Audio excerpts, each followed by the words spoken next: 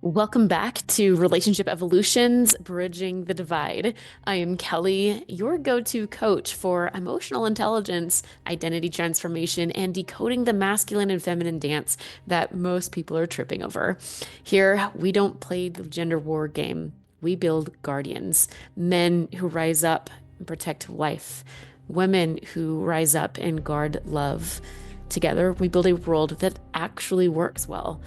In the last episode, we covered the two dimensions survive and thrive, masculine and feminine, the two different blueprints, where we come from, the two different purposes, both of them absolutely brilliant and really cool when you understand where they come from and what they're for. But today, we need to continue the conversation. We need to go a little deeper into this gender war. And now that we have a foundational understanding of both of these dimensions and why men are more masculine and women are more feminine, we also need to talk about what happens when those dimensions get crossed, confused, or just full on weaponized. Because here's something that people may not realize. Men and women, they keep trying to train each other to be more like, well, themselves. And honestly, it's honorable. There's a reason why. And it's well-meaning and it can help us all feel way more well-rounded. But if it's not done with the right intention, if it's not done with awareness, it can cause complete chaos. So, what are we talking about? Well, let's get into it. This episode is going to have a lot of big topics in it, and you're likely going to get a little triggered. But there is all information here that's just a little bit more pieces of the puzzle. So I invite you to stick with me. I invite you to have your compassion hats on and your open minds. Let's dive in. All right. So again, this topic, like I said on the last one, where do we begin?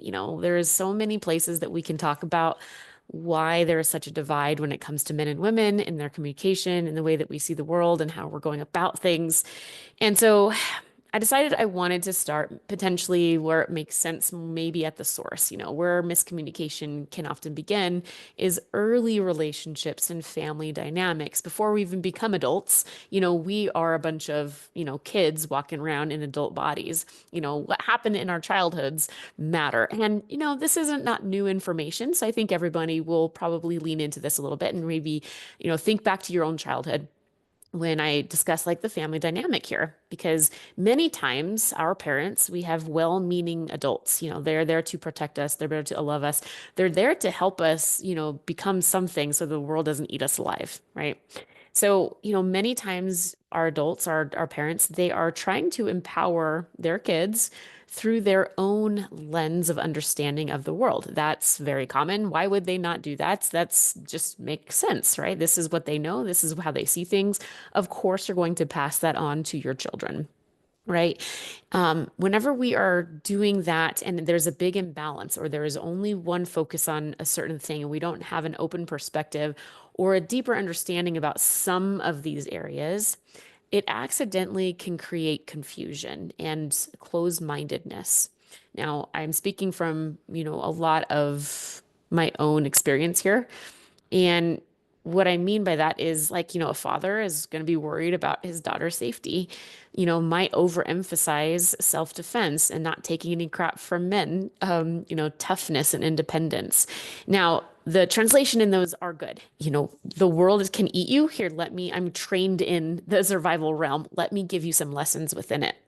And a lot of the times it's not taken into account how deeply those messages can be heard. And if we don't have another balance or a balance of there's other strategies also to handle things whenever someone's giving you crap or when you don't like something or when something's uncomfortable. In a child's mind, we're very impersonable, we're very impressionable. And so those young minds can take those lessons a little deeper potentially than what was meant, and it can actually create more confusion. This is one of the reasons why I am so passionate about this topic, is because I was a masculine woman and I was coming from this place that was very beautiful, that was very wonderful, that had the greatest intentions. But because I didn't have any balance, I was not taught a feminine energy. I was not taught feminine values. There was an inkling here and there of be a lady. And it was so confusing and I resented it because at the same time, there wasn't really good examples of that, but I was like expected to uphold this unknown thing because of my gender. I had no idea. It was like trying to tell me right now, go be a pilot. I'm like, okay, how do I do that?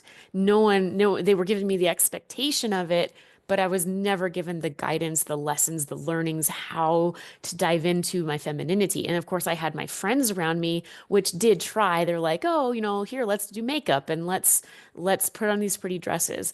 It did nothing for me because to me, that didn't, I could feel the character. I could feel there was something more deep in my soul on the masculine side of it because it represented things that mattered. I could feel that it was that survival realm of this needs to be in place so that we are okay. Here's the point.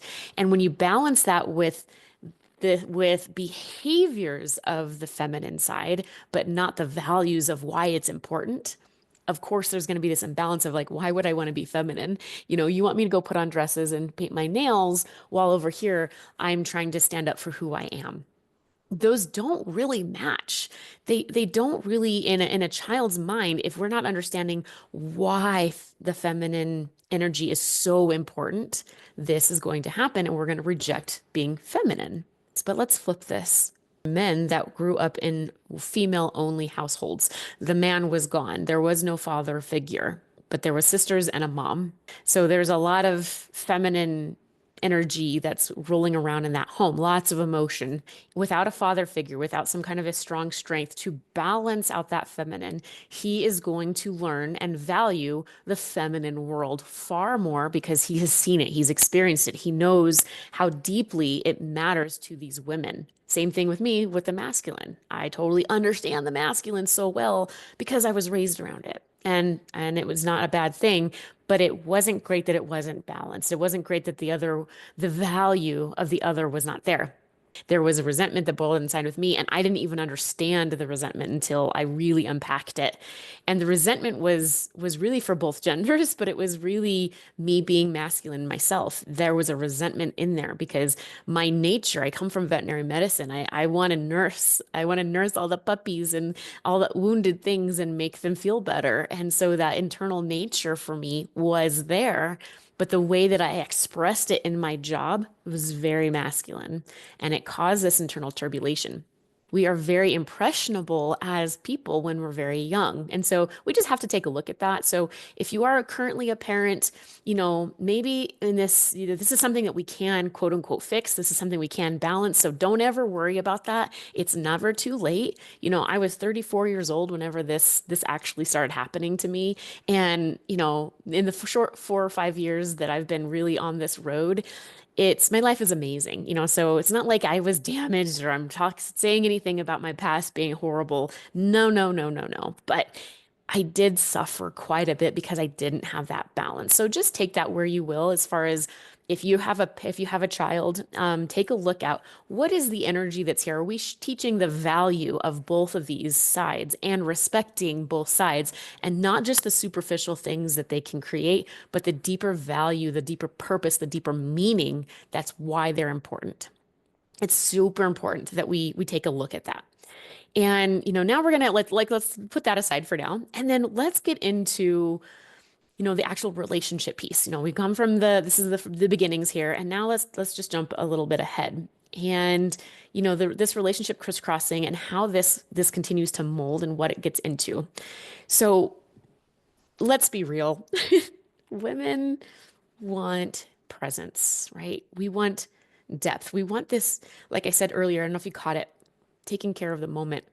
It's kind of a common thing that I say. And I tell this to my men and I tell this to my women clients. Take care of the moment because both of them need to do it. And so for me, that's an important piece right now is what is the moment asking for? And this right here, I will balance myself out because I just asked you guys to balance this. Women want to take care of the moment instinctually. What's happening in the moment is pain. So let me soothe the pain. Let me nurture the pain.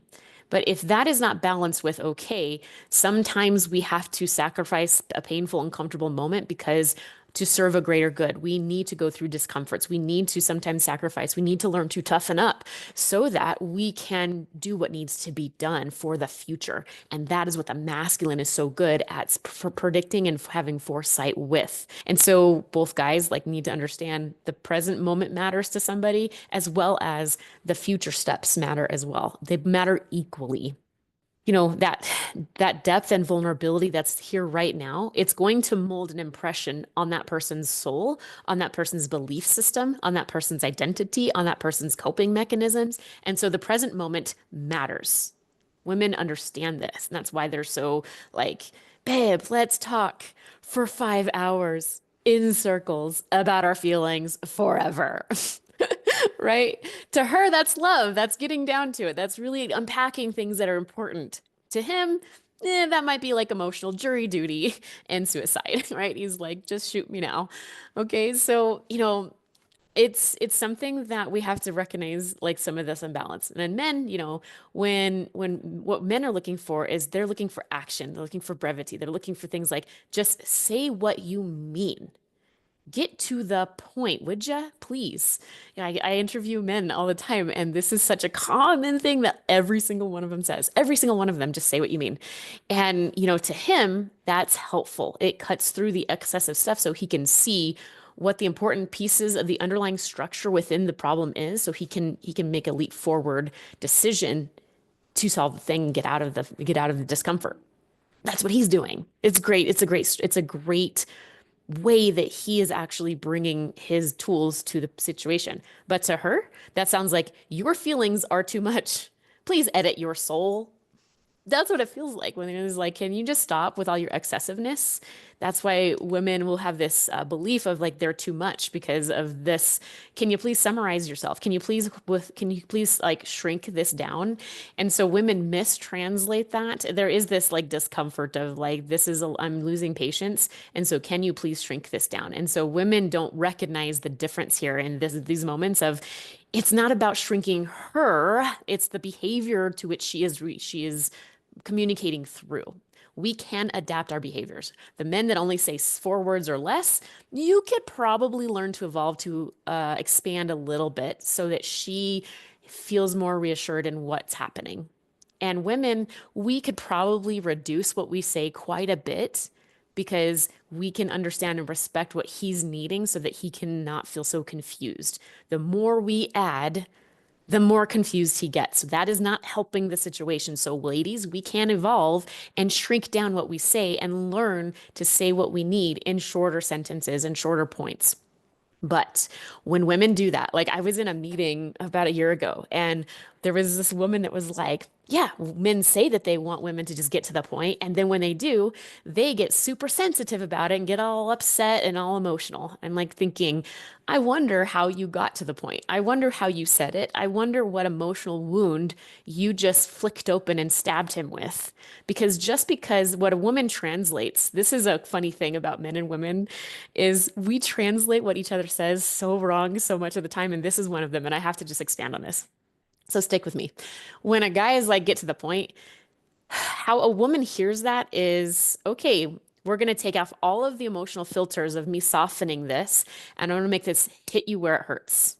That's what a woman hears. It's like, get to the point is modeling how men get to the point, and men have no idea that when they get to the point, it hurts a woman because he's not putting the emotional filter on it to consider the emotions involved in the moment to soften how it lands. And so, one of my favorite things that I teach my dudes is I'm gonna just give this to everyone. And I hope everybody that listens to this thinks about this. If you don't learn anything here, just remember this one. It's gonna give you a lot of help. Be firm in your message, but compassionate in your delivery, which means it's fine for you to have that stance. You stand in your stance, do that. but be compassionate in how you deliver it. That's the filter, right? That's just the tiny adjustment, the tiny evolution that a man would need to do that. And so when a woman hears a guy say, just say what you mean and get to the point, she's like, okay, I'm going to model after he does it and I'm going to hurt him too. Guys don't have any idea that when they get to the point and they don't put that emotional filter behind it, that it hurts a woman because women try to not make guys feel bad for how he communicates. So she doesn't even bring it to his awareness that the way you communicate, it kind of cuts me. Like she probably does in like 47 different ways because she'll have a certain tone and she'll say certain things and she'll nervously laugh or she'll change something. And it's like she's definitely telling him in 47 ways and he missed all 47 clues. Right. And so that's why he's like, can you just tell me that this is not what you want? But the way that women do it is they translate the hurt behind how he always does it to her, thinking that it's fair. Well, if he can say it like that, why can't I say it like that? Is this ringing any bells for anybody? Have you ever been here? The problem and the miscommunication, the mistranslation that's happening here is men do not say short things to cut and to hurt. That is not the intention. It's not. But women think it is because women take the translation of the emotions behind the words and that's what they remember is the how did you emotionally make this we feel. Everyone that's listening, we communicate and we bond or we disconnect through emotion.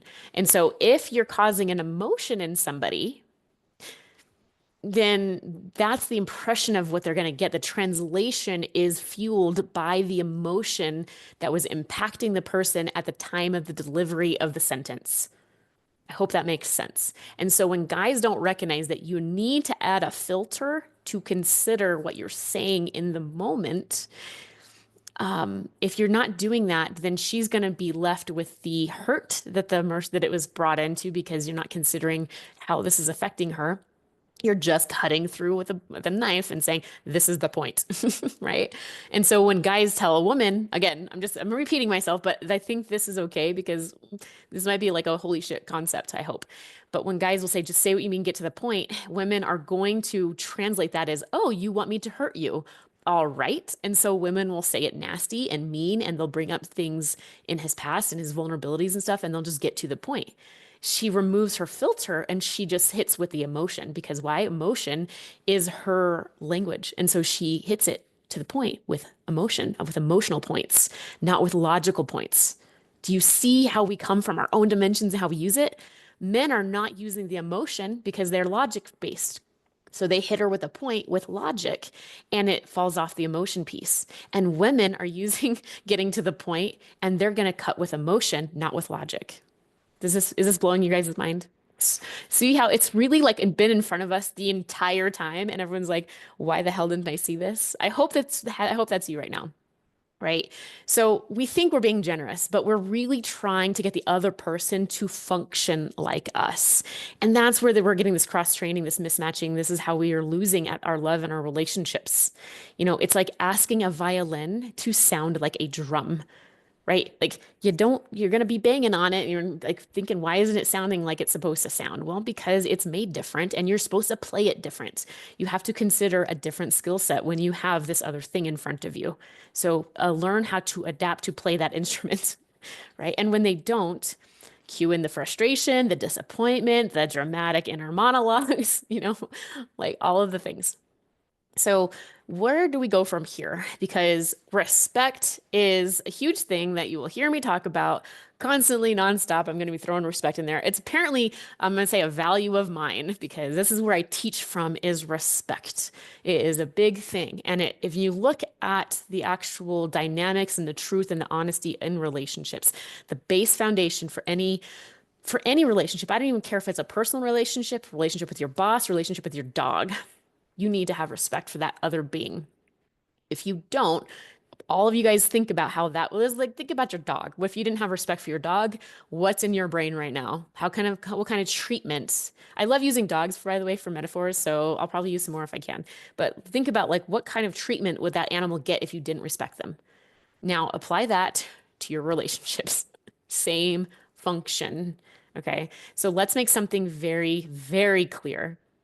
You are not your behaviors, but your behaviors, they are a megaphone for your belief system, which can be changed.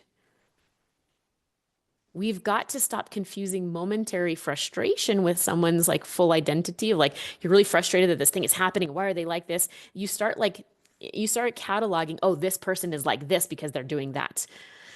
Okay, there is some truth to like the domino effect of what I just said, but that's how we end up disrespecting our partner instead of addressing the actual issue, right? And so, yes, your partner might be doing something annoying. Yes, they may communicate in a way that grinds your nerves. Yep, that's going to happen. But that doesn't mean that they are flawed, that they are character at a core person soul level that they are flawed. It means that they may not be competent in that skill set. Review episode 3, incompetency and confidence in relationships. So we have to start recognizing, oh, you know what? They're tripping over themselves and they're making a big mess of things right now because they're not competent in XYZ skill set that I am struggling with right now. Now, does that mean that that person is flawed or that they are just not competent? Being competent in something means that we have practiced, we have refined, we have learned, and we have grown and evolved and adapted. That means that's a completely different thing than actually attacking the person. And the gender divide and relationship struggles, they are so taken, quote unquote, so personal, is because we're attacking the person. We're attacking the soul of that person and the character of that person, not just their understanding of their competency. And even saying competency is almost like a, don't you call me an idiot, right? Do you see how it's like, hey, I don't know how to do this. Now I can have the belief of I'm an unintelligent because I don't know how to do this, or I can be like, oh, yeah, that's fine. Like, tell me how to do that. I can have this, like, I don't feel like I'm incompetent as a person, but in this skill, absolutely, I need to learn more. And so whenever we start to recognize that we are not our behaviors, in my last like careers in veterinary medicine, I had this huge problem when it came to my own internal competency. And I didn't want anyone to think that I was a fool. And so I became super, super good at my task and my job. And I took it very seriously because I didn't want anyone to think that I was a fool. But internally, that's what I felt. I felt like I was this fool. And so my behaviors, my belief system, remember I said at the beginning, you are your behaviors are the megaphone of your belief system. For me specifically, if I was worried about my intelligence and acting like a fool, I was so afraid to feel like a fool. People will judge me. And I will tell you this, like a little like thing into Kelly. The reason why I got that belief, I hope that you stop doing this if this is you, because this is what it did to my life. Like it literally caused a wound in me when people would say, "What? You don't know that? Seriously?" I don't know who said that to me or if it was a repetitive thing, but somebody in somewhere in my life said that to me in that exact tone. And I can still to this day hear the tone. And that caused this, like, oh my God, I'm supposed to know this thing. I must be a freaking idiot. I need to be ashamed of myself. I need to be da da da da da. And so then I started comparing my intelligence to everyone else. And then I was like, da da da. And so my behaviors, I started believing I was a fool because of that comment. Be careful with your words. Respect people. Respect. RESPECT. Right. And so, anyway, we need to, whenever that was happening to me, my behaviors would be very competitive, would be very overbearing, would be very in your face. And sometimes I'm still that way, but it comes from a different energy now. It's more of a playful thing most of the time.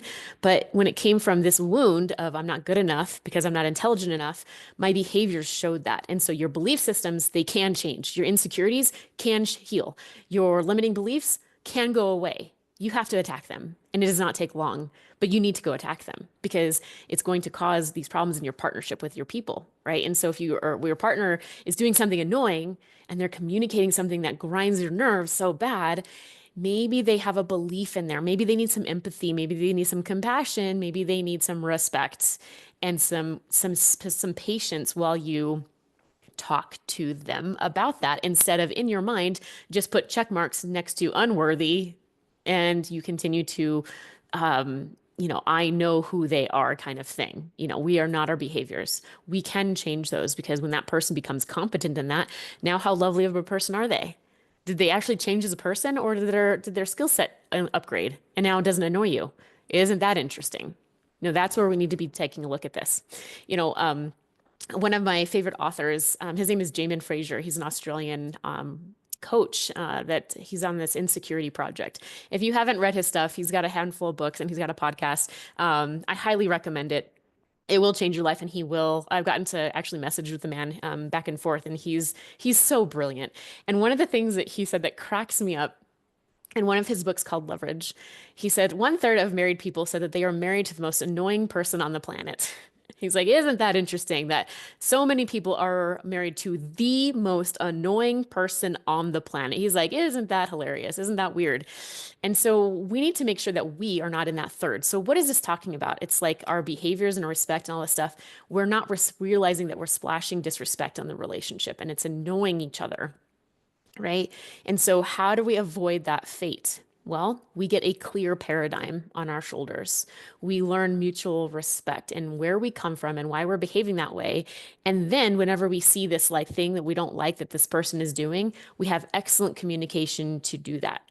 But even through that, you can have this communication of like, hey, this is something that's been going on and it's making me really uncomfortable. Can we have a discussion about it? Because this is what's happening for me. And I don't think that that's what's going on specifically like the intention that you're bringing, but this is why it makes me uncomfortable. And I'm wondering if we can expand on this, we can talk and explore what's here, and so, and seeing in that clear paradigm of a collaboration and respect and communication, all three of those things were in that little thing that I said. And even though the masculine and the feminine have different styles, her expanding, his directness, those traits must be brought into awareness because the masculine can cut, but so can the feminine. Just because you can wield your logic or your emotion in a blunt force way does not give you the permission to. And so this is for my dudes and my women that are like, I just tell the truth. I don't care how it comes off. You're part of the problem. Sorry. That does not give you allowance to cut.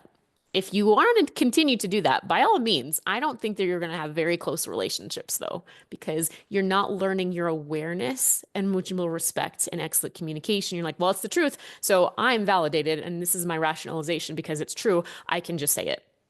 Okay, keep doing that. Let me know how that goes for you.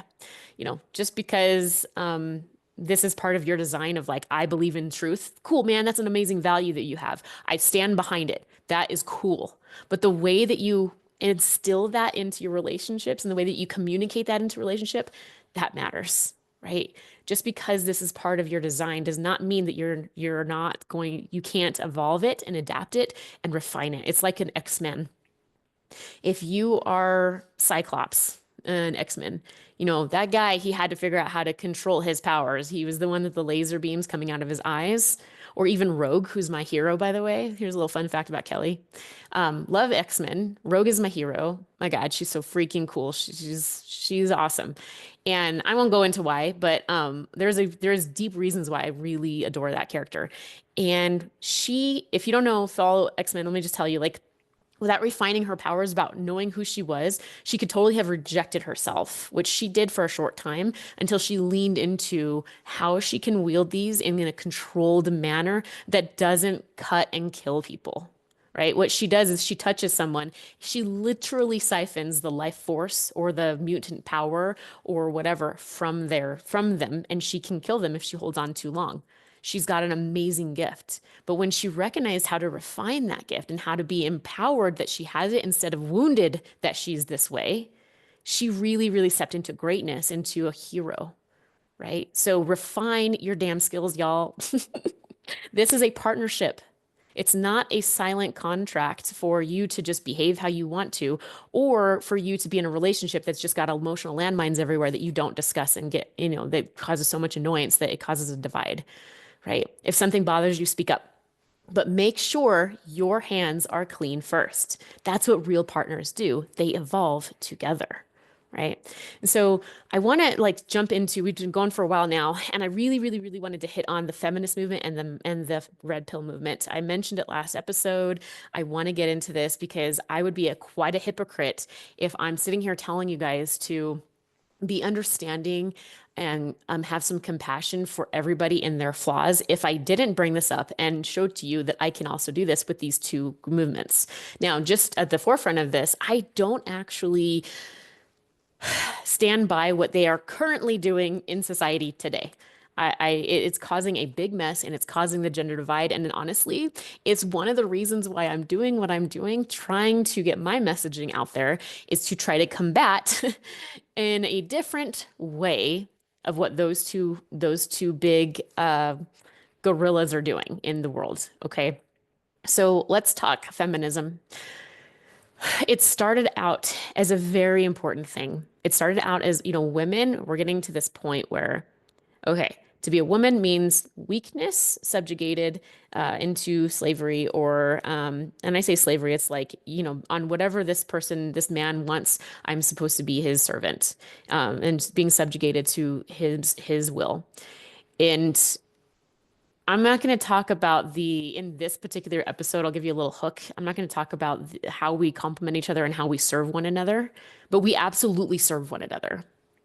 But I'm going to leave that hanging. But whenever we are serving each other through obligation and we're serving each other through force and control, it is now something different than the honor and the worship and the reverence and the things that these things can become, and they should be in a relationship. One is built out of control and disrespect and devaluement and dehumanizing and, whatever. The other is built off of love and trust and this collaboration of this partnership. Completely different.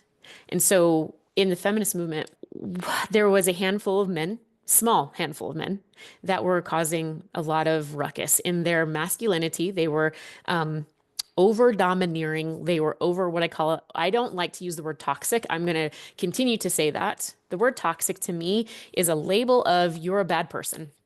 And I'll have a whole episode about toxicity, and I can't wait. That'll be fun for me. But we're going to call it in this episode overdeveloped masculinity, so that he has no softness in him, that he leans so far into the warrior that he just obliterates and bombs everything because he's so aggressive and he's so domineering and he's so dictator in his quote unquote leadership skills. It is not leadership, it's dictatorship. And so when you have an ego driven leader like this kind of characteristic, it crushes things. They're not respected and they don't really feel in control internally. And so what happens is they have to feel like they have to control others in the environment. In this example, women. So women feeling controlled, abused, raped, murdered, all of these things. And so enough of that was going on in certain realms and certain pieces that the feminist movement came as a cry for protection. Like men are actually, if you know anything about men, and ladies, if you don't believe this, like I'm asking for your open mind here. I'm asking for you to trust me and to you to go to a trusted man in your life after this episode and ask them what the essence of a man is when it comes to a woman, right? It's protection.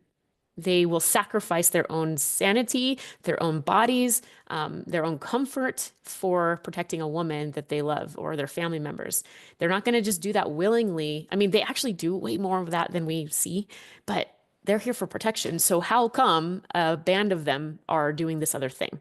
It's because, I'll get to that in a minute, but we have to recognize that this is not one, when we talk about the masculine, it started going to war on the masculine because we didn't understand the spectrum of what this is and what's actually happening to those men that are causing the behavior of this thing. Remember I said earlier that our behaviors are a megaphone for our belief system. In those men, I'll just cut straight to it. Those men actually don't believe in themselves. They don't think that they're strong. And so they have to project dominance. They deep down have a lot of fears and a lot of insecurities, which is kind of interesting that these domineering assholes, that are really causing discomfort in the world and raping and murdering and subjugating women, controlling people and are terrible bosses, we know those guys. We know who those guys are. They actually have a ton of insecurities. And that is where but we have to recognize that is still a human that's hurting and their behaviors are outwardly showing this thing. And so the feminist movement talks about women needing protection and having their own voice and having their own autonomy and not being controlled. It was about control. The feminist movement was about regaining control for themselves.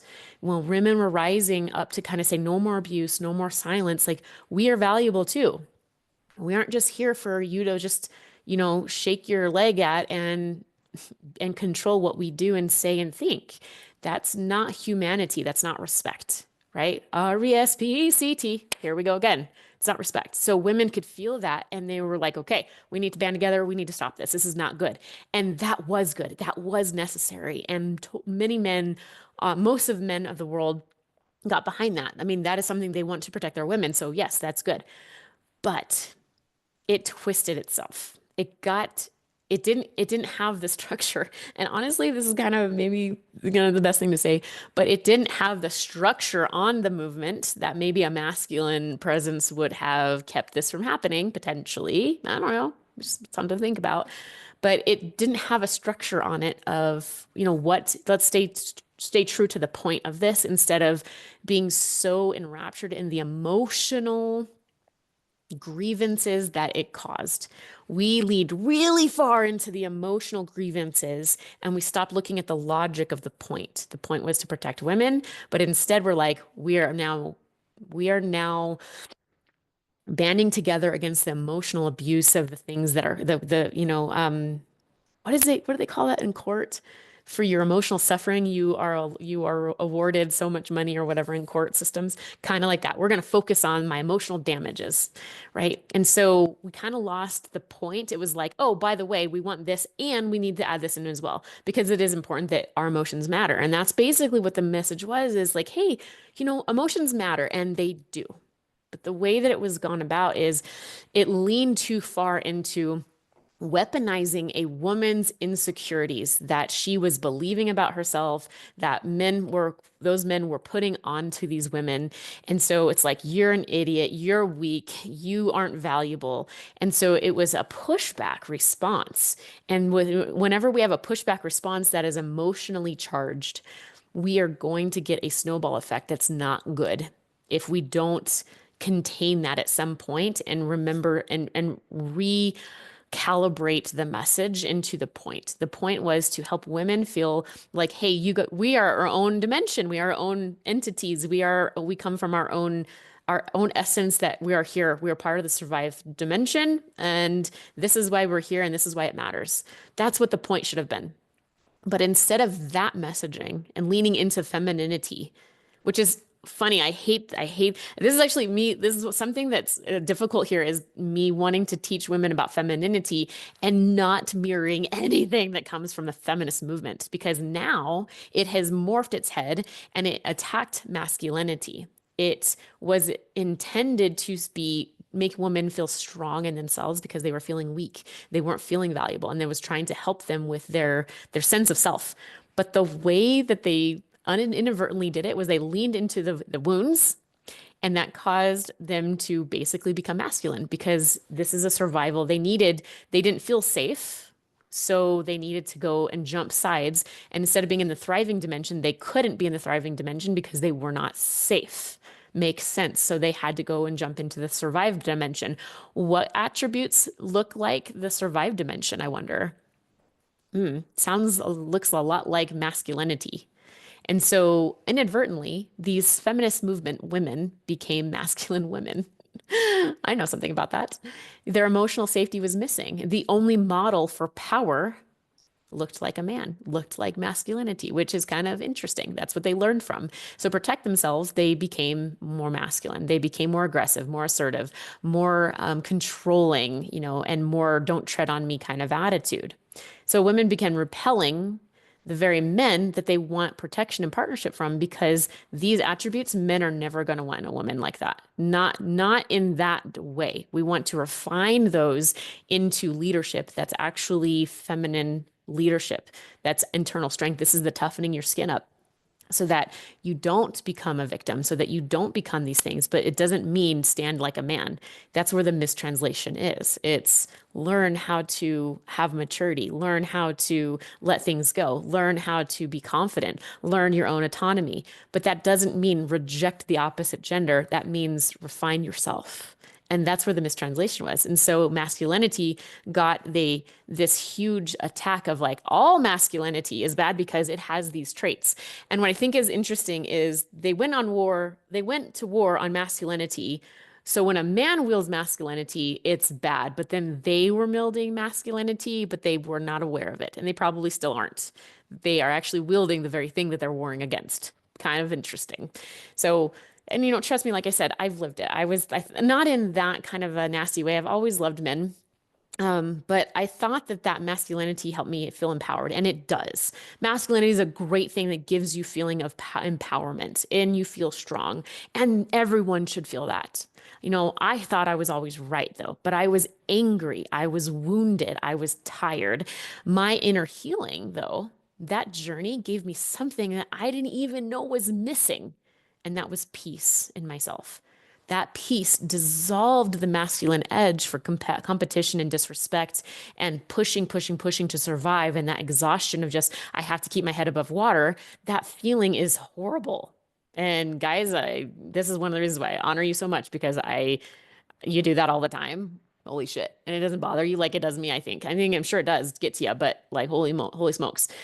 But I it when I dissolved and I found peace and I found that safety that was missing, I can now go back into the thrive dimension, right? The masculine edge I had weaponized out of survival. And that's what the feminist movement is doing. And when you get peace and you heal those wounds, those insecurities, you're no longer weaponizing your insecurities because they're not there. And so now you're peaceful, you're radiant, you're grounded. And that version of me finally had room to show up and become this glowing thing that magnetizes instead of repels. Now, let's talk about the red pill movement.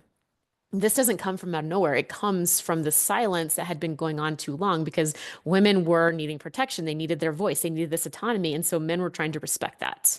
And so the world of men that were not part of the overdeveloped masculine, the quote unquote toxic dudes, that side they were of course against, but they couldn't really speak out against like, hey, don't lump me with that, because that was looking like resistance to the woman's message. That's how women looked at like, what, you don't think this, you don't think that? And he's like, no, that's not what I'm saying. I'm just don't want to be lumped together with that. And because we were just clumping all masculinity as bad because, hey, you have the potential to be dangerous, and how do I know I can trust you? How do I know you're going to control yourself when you get pissed off? How do I know you're not going to do this and subjugate me? And so that is what men were up against all the time is suspicion. And you can't build a connection when you're afraid of your partner. You just can't. And so men kept their heads down, right? It's totally, for so long, and this still happens to men. Women still will accuse men of this because we are afraid of your masculinity if you don't know how to control it, because you are the guardians of survival. You know how to be a warrior. You can be dangerous, but guess what? So can feminine. The feminine can absolutely be dangerous. And so when it comes to these good men, they were being tired of being lumped in with the abusers, tired of being called predators, tired of keeping their heads down while their worth was dragged through the mud, while their value was not seen, while their sacrifices were shit on. They didn't want to fight women. They love women. Those are their partners. Those are the things that give them life and purpose. So they didn't speak up. They couldn't. And then the messages got louder because they didn't speak up. This is where the masculine leadership started to fail. Good men make hard decisions, but they were in a bad situation. And I totally understand why they didn't speak up. It's like you're like basically going to be doing emotional suicide or relationship suicide if you did. And so then the messages got meaner and more twisted because the masculine wasn't standing up for what the masculine needed to stand up for. And guys are tough. And so they endured it and they sacrificed and they just kept their head down and they kept grinding and they kept doing the thing. And eventually that pain became too loud. They stopped bowing their heads and they started rising. But here's the problem. Instead of rising in that leadership, that integrity of like, good men are going to stop this. Good men are going to take a look around and see this is wrong. We need to do something here. Some of them did, but some of them rose with resentment. And of course, right? Of course they did. Now they're wounded. Now they're pissed off. Now they've lost patience. Now they feel attacked. Now they feel abused. Of course, it's the exact thing that happened to the women. What happened? Women became mean. So what happened? Well, the red pill movement, they leaned into dominance, control, emotional shut off. Guess what? The women that created that because they leaned into the wrong message and they let it twist it, they created the exact same outcome of the thing that they were fighting in the begin with because of their behaviors, because of their disrespect, because they were losing the point and the focus of their mission. Now women have to in society, you see it in movies all the time, women trying to be better than men at men things like the She-Hulk. Come on, give me a break. Oh my God, why are we making women into masculine roles? Can we please stop doing that? It's not attractive. No one really like, ugh, it's just no. Anyway, that was just a side note. But these men, they rose with that resentment, they rose with that dominance, and they wanted to start feeling in control again because they were out of control for so long. The pushback is now control. I have to control something, but I have to stop caring. So guess what? I have to stop caring if I'm going to feel like I'm a man and in control of my own shit. So the emotional shut off comes. Not because they were monsters, because they were done being misunderstood and they needed to take their autonomy back. They needed to take their own messaging back. And they had no better tools to deal with this. And so the red pill movement came up. And pain, that doesn't evolve, pain retaliates. Now we've got insecure women and wounded men throwing accusations and stones at each other on both sides of a collapsed bridge. And still, everyone is still just trying to feel safe. But they are leaning into their wounds, they're leaning into their insecurities, and they're weaponizing their emotional damage as the message. That's not where we need to be coming from.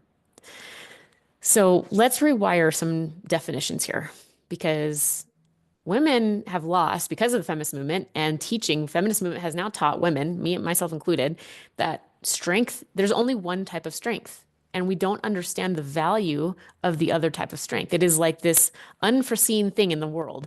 And whenever someone has it, it is so freaking magnetized. When a man has it, oh my God. When a woman has it, I'm sure guys feel the same way. Like they're groaning and growling in pleasure with this. Feminine strength means grounded, emotionally intelligent, compassionate, radiant, intuitive, receptive, clear in boundaries, respectful, right? She has self-confidence. She's grounded in herself. Grounded means I'm grounded in who I am. I know who I am. One of my favorite client things that I ask my clients is makes me a little funny, but I ask them, "Who are you?" And it messes with everyone's head because I really want them to figure it out. You need to ask yourself that question to be grounded, whether you're a man or a woman. Who the hell are you?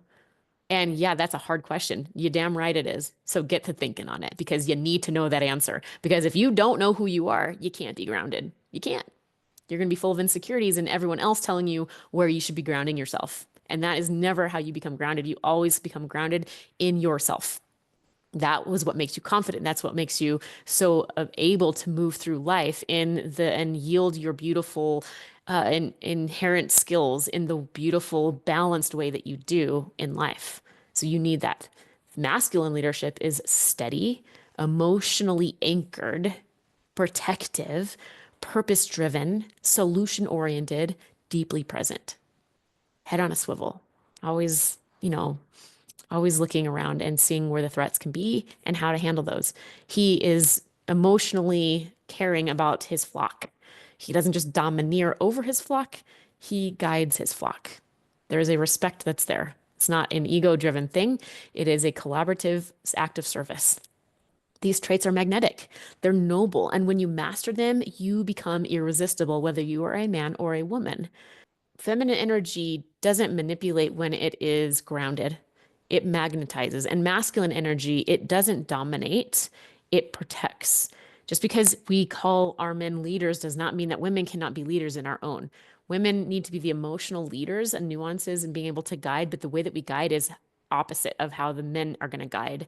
And we can't be looking at each other for the exact way that we need to lead in our own lane. I know that that's the examples, but it's really where we get our wires crossed and not being grounded in ourselves. And, when it comes to trying to help each other with each other's skills, men, When people are like, you need to be more vulnerable, you need to be in touch with your emotions. What guys hear is you need to cry and you need to do this. You need to like be this sap, this sad sack. Okay, men, you are not being asked to cry on cue. Okay, you are being asked to be known. You are being asked to open a door. You are asked to be present and to connect, not flood the whole house. So relax. That's not what the translation is actually meant to be.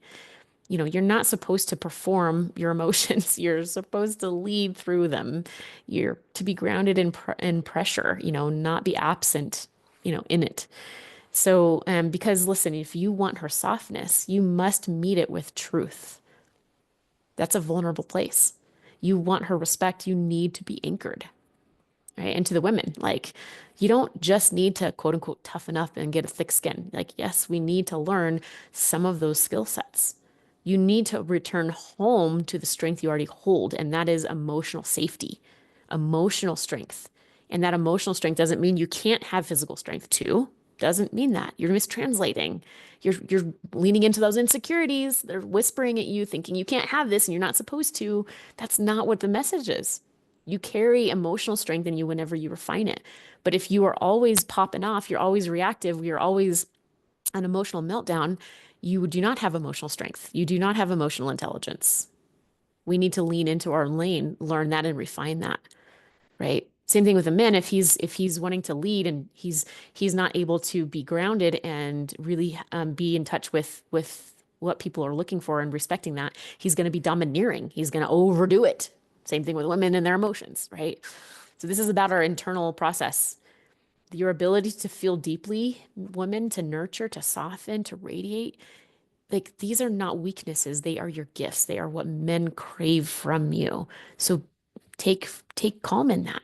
You can do that really easily whenever you just let some things go and you really step into yourself, right? But if you lead with control, you're going to lose your glow. If you weaponize your emotions, ladies, you're going to burn bridges. So be careful. So what now? We get intentional, we get rooted down, we get respectful, and we remember who the hell we are. And the bottom line here, respect and understanding are the foundation for all of this, not just towards your partner, but towards yourself. So many of us disrespect ourselves. So many of us misunderstand ourselves. We have to do the internal work, y'all. If you're triggered all the time, you're not evil, but you're likely unhealed. And by the way, like that's not just that sounds like a label, which I'm good. I gotta like stop right there. All of us are unhealed in some way, shape, or form, but whenever the biggest insecurities are roaring, we need to attend to those and heal those. You're always potentially going to have an insecurity that pops up somewhere. You stay on top of it. You stay on top of it. You stay on top. You actually learn these skills. You actually do this stuff. If you can't communicate with grace, your relationships are going to feel like war zones. It's not because you're broken, it's because you're misaligned, right? The intention is there and the desire is there, but you're just kind of skipping out on the process here. You're kind of getting this entitled idea of like, just because I feel like a good person, you should just love me. No, no, no, that's not how that works. You want a loving relationship, be a loving partner. You want emotional maturity, show it first. You want to be respected? Make sure you're acting in respectful ways, right? This is pretty easy stuff. It's easy to say. It's, you know, simple but not easy, I guess I should say. Because when you're in someone's life, you're spending real time from their very short life, and it matters. When I left that 14-year relationship, well, I didn't leave, he left me.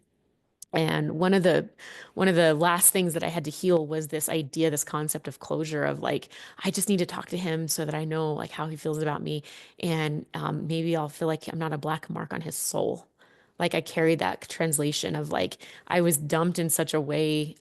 He was trying to be as respectable as possible and just like cut ties, but it left in me like the family left me too, and I was dearly loved all of that environment and those people and where they come from and deeply respect them.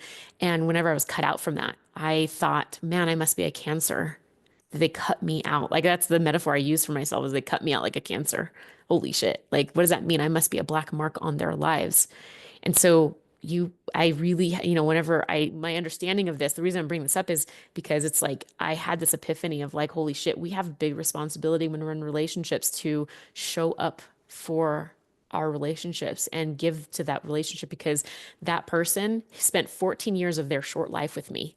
Does he regret that? I have no idea. I don't. I learned a lot. I still respect that, but I had to heal those things so that I'm in that space now. I don't know if that happened on his side. I don't know if he thinks that I'm a horrible woman. I have no idea. And whether that's true or not, it matters to me what he feels. It matters to me what he thinks. I mean, not right now anymore. Like I'm over that. I moved on. But like while I was trying to find grace for myself, it was so damning. It was so damning to my soul for so long of, oh my gosh, like I was worried about what he thought of me and I was worried about how that translated into his whole life. I made an impression in his life and I realized the responsibility in that moment whenever I had that epiphany. I did realize in that moment what a responsibility it is when we get in a relationship with someone. They are choosing to give you years of their precious life. What are you doing with those years? They only have a limited amount of years, and that year is going to have your name on it. What is that year going to look like? How are you showing up? Right? There is this responsibility. And that's what that taught me. That's what that lesson taught me. I did finally give myself the grace of realizing, I wasn't a bad person. I was looking over all the things that had happened. I always had a good intention. My delivery sucked. And so, one of the things that I came across with this is like, be firm in the message, but compassionate in the delivery. That's for my guys. I mean, that's for women too. But for my women, really, you're the guardian of connection, babes. Like sometimes you go first. He doesn't know how to connect. So, ladies, you have to go first sometimes. Not because you're lesser, but because you're built to lead in love. And our guys need that. They crave it.